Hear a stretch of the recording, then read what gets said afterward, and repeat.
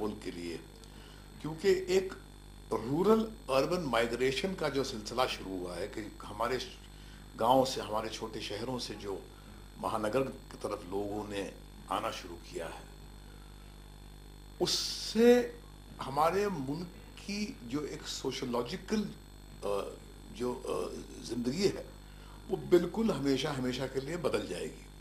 क्योंकि जब गांव से एक व्यक्ति निकलता है या परिवार निकलता है तो उसकी जहनियत वो उस हिंदुस्तान से जुड़ी हुई होती है जो शायद 18वीं सेंचुरी या 17वीं सेंचुरी का हिंदुस्तान है। मगर जब 21वीं सदी के महानगर में आके वो अपनी जद्दोजहद शुरू करता है तो कुछ अचानक उसके अंदर उसको एक ऐसा एहसास होता है कि सब उसका सब कुछ छीना जा रहा है उससे, उसके वैल्यूज, उसके सारे जो उसकी जो सोच जिसके ऊपर वो सालों से चलता रहा है, अचानक उसको लगता है कि कोई उससे छीन रहा है और उसे ऐसे कॉम्प्रोमाइज़ करने पड़ते हैं जिसकी उसने कभी कल्पना ही नहीं की होती।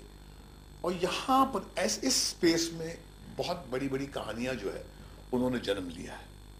क्योंकि जब भी इंसान किसी द्वंद्व से गुजरता है, किसी पीड़ा से गुजरता है, तो वो एक फिल्म मेकर के लिए वो एक अवसर होता है कि वो वहाँ झांके और उस पीड़ा को लोगों तक पहुँचाए, और हमने यही किया है। राजकुमार आपकी पहली चॉइस थी इसमें? राजकुमार यादव साहब को हमने शाहिद में देखा और हमको लगा कि बहुत ही ब्रिलियंट एक एक्टर हमारे बीच में अचानक हरियाणा से चल के आ गया है।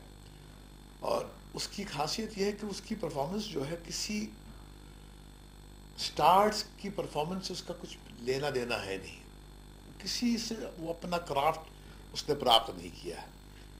वो एक कैरेक्टर प्ले करते हैं और बिल्कुल इतनी सहजता से प्ले करते हैं कि आप बस देखते रहते हैं। तो जब हमने ये सैटेलाइट की कहानी डिसाइड की बनाएंगे तो हमको लगा कि सिर्फ यही व्यक्ति है जो इस रोल को निभा पाए। हंसल साहब राजकुमार की चॉइस थे? हंसल जो है बाद में आया, क्योंकि अजय बहल साहब जिन्होंने BA पास डायरेक्ट की थी वो हमने पहले उनको चुना था, मगर उनकी प्रोडक्शन से कुछ अंडरस्टैंडिंग ठीक तरह हो नहीं पाई। तो ऐसे में हम सोच रहे थे किसको लें, तो मैंने कहा कि हमने शायद देखी है, व्हाई नॉट राजकुमार और अपना हंसल। तो राजकुमार तो भैया उससे छलांगी मार दी, क्योंकि उसकी ट्यूनिंग जो है बहुत ही कमाल की है हंसल के साथ।